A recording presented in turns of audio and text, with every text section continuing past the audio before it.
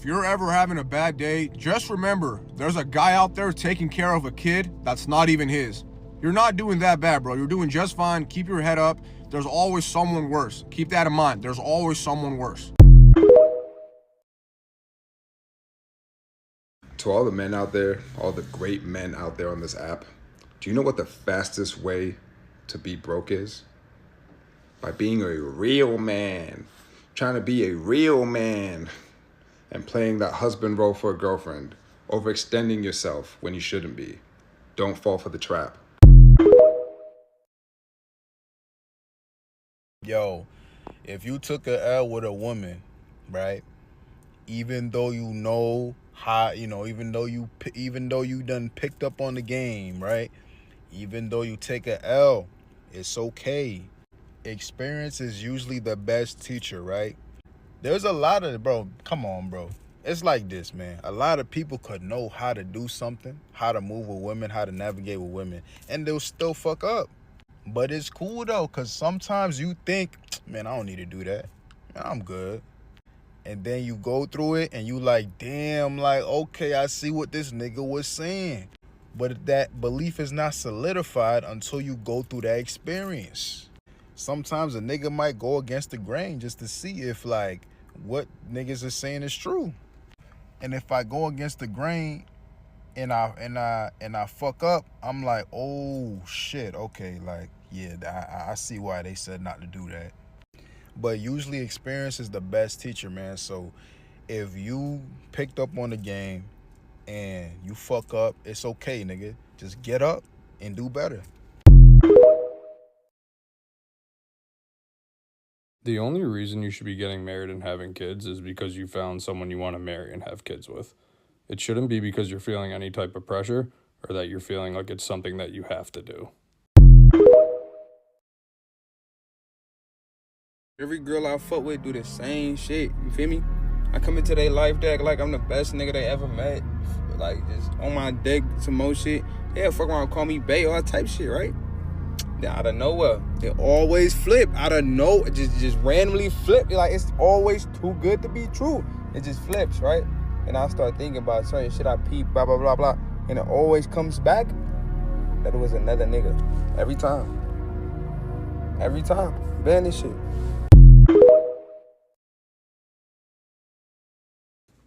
No, actually, and I haven't told him yet at all about it. What do you mean? Not even like that we've been talking? No. Kitty, why? I don't understand. You guys are in an open marriage. Why can't you just tell him that we've at least been talking? Hey, I mean, at the end of the day, maybe this is my decision in my relationship, and you don't need to worry about it. Damn, all right. And why did you come here anyway? I mean, like, why are you here right now? You could have just called to have this conversation. You know why I'm here. That's what I thought.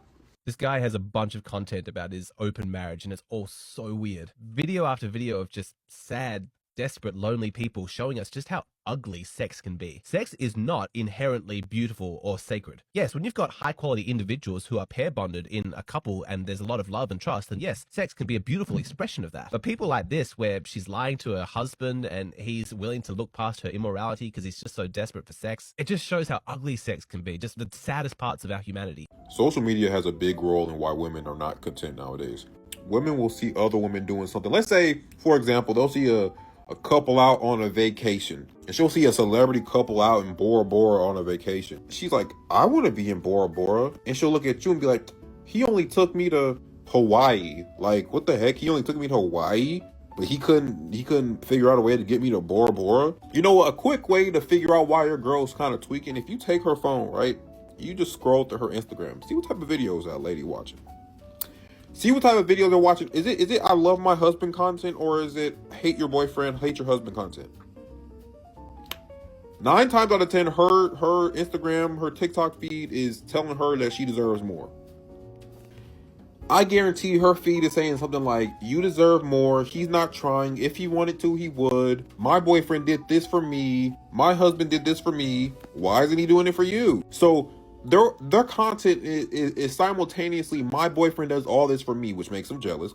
And then the content at the same time is also telling them that you're not doing, or your boyfriend or your husband's not doing enough. So they're always like like, all I gotta say is social media is ruining relationships, like, for no reason.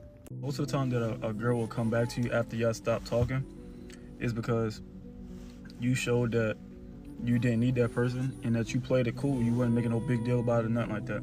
You just moved on. And the reason like they like that type of stuff because they see like, okay, well damn, like this person really didn't need me. So that make them feel more comfortable with actually coming back because it's just like, well, he didn't make a big deal about me not talking to him and he didn't try to like overdo it. He didn't try to keep hitting me up, keep messaging me and all this type of stuff. Like you just said, well, it is what it is. You let it happen and you just moved on. And like I said, that could take months before they try to hit you back again, or like a year or less. But I promise you, like, they always do it. Because the amount of times I've had that happen, bro, to where somebody will stop talking with me and then months will go by, a few weeks will go by, whatever, and then they end up following me on Instagram again, messaging me on like my, iMessage or whatever, finding some way to get back into it or try to talk to me again. I'm just like, all right, cool. But they just see like, okay, well, damn, this person didn't fold. They didn't do too much and they feel comfortable to come back. But at that point, it's like, well, you could kind of do what you want. You could play how you want in that situation. One of the weirdest and most humbling experiences as a man is realizing that women actually don't give a fuck about you at all. Now, are there women out there who genuinely get into relationships because they genuinely fall in love with you and what you can provide, because that's all they give a fuck about? There are literally like 0.01% of women out there who actually get into a relationship with you for you, who you are as a person. It's all about what being with you says to them about themselves and their value. And that's why so many women fall out of love with their man inside of the relationships or get divorced from their man when they're in marriages. It's because when you get soft, when you get comfortable as a man and you start to open yourself up, you start to let your guard down, you're not being as mysterious, you're telling her everything about yourself. She starts to lose interest in you because now to her, she's seeing you at your worst and not just at your best. And she's like, I can't do it. I don't like what he is now. Right now, I was just at the mall and I saw a dude who was with a woman who was pretty fat. And I saw multiple situations like this, dudes who were with fat women. And in my mind, I'm not judging at all. I'm like, bruh, do what you want to do. But it was interesting to me where I'm like, that man actually loves that woman. Like, even though we all see that she's fat, in his mind, he looks at the person that she used to be and is like, bruh, there's some kind of part of that that's still inside of her. There are so many men out there who are in relationships and marriages with women who were previously skinny and gotten fat because they always gave a fuck about the woman and not who she was on the outside. But let a man go broke, let a man get fat, let a man get comfortable, let a man get soft, she's leaving. It's because she never gave a fuck about who you were as a person. It's who you were portraying yourself to be. It's who you were on the outside. And once you can understand that a relationship is all about a woman's ego, you start to know how to play it, so then you always keep her around. Here's an uncomfortable truth that if you haven't realized it yet, do it now before it's too late. But you ever notice the moment that you really start chasing, double texting, overanalyzing, over-explaining, that's the moment she starts pulling back? Well, yeah, there's a psychological reason for it, and it's a trap. And once you fall in it, almost no guy escapes it. The second that you make her feel like she is your sole mission, she starts losing attraction. And there is a biological and evolutionary reason for this. Desperation rewires her brain to see you as low value. Women tend to chase what's scarce, not what's suffocating them with availability. And when you chase, you're basically broadcasting your scarcity mindset. She loses attraction because your energy shifted. You went from the guy that she wanted to the guy who needs her just to feel okay. Confidence is never going to bag, it just exists, and it's going to keep moving forward whether she's there or not. Here's the paradox as old as time. The less you chase her approval, the more she craves yours. Emotional detachment isn't about being cold, it's about being outcome independent. You can still care, but you don't collapse when she pulls back, and that's what makes her chase you. So many guys think that more effort equals more attraction. It doesn't. More effort equals more pressure, and pressure makes her run. So here's the uncomfortable truth. The moment that you stop fighting to keep her is the moment that she's going to start fighting to keep you. So bro, stop chasing and start confidently existing. Let her wonder why you're the only guy that's not still there when she turns around.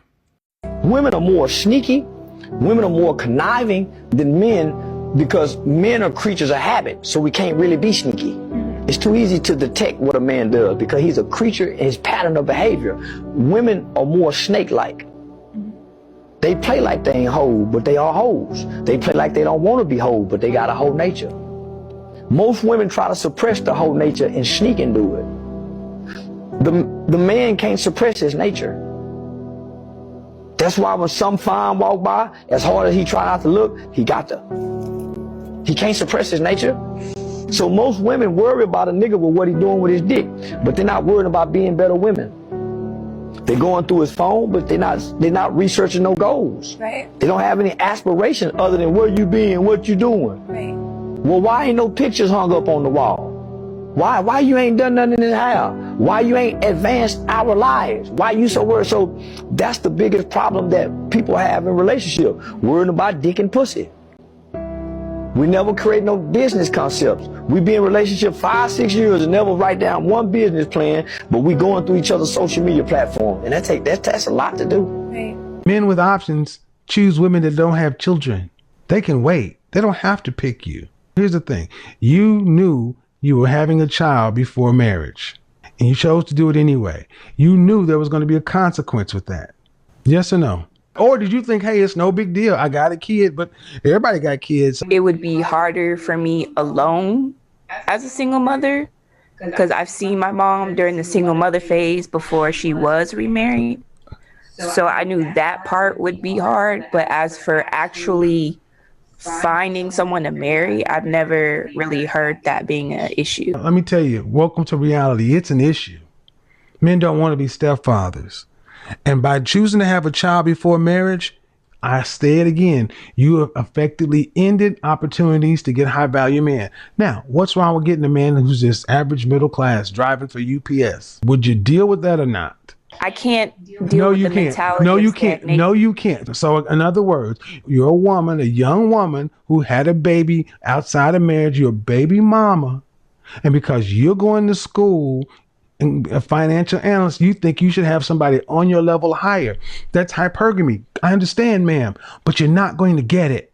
You're overvaluing yourself. That's the thing. So many of our sisters drastically overvalue themselves. Someone raising another man's child is settling for you. See, that is one thing you women got really twisted. You have a child by another man. I'm sorry, man, but that's just the way it is for all women. A man coming to take care of another man's offspring is settling. I understand you can love your child and your child is special, but all it is to another man is a damn bill. And what's the difference? All right, that's it. You're not going to listen. It's not going to listen.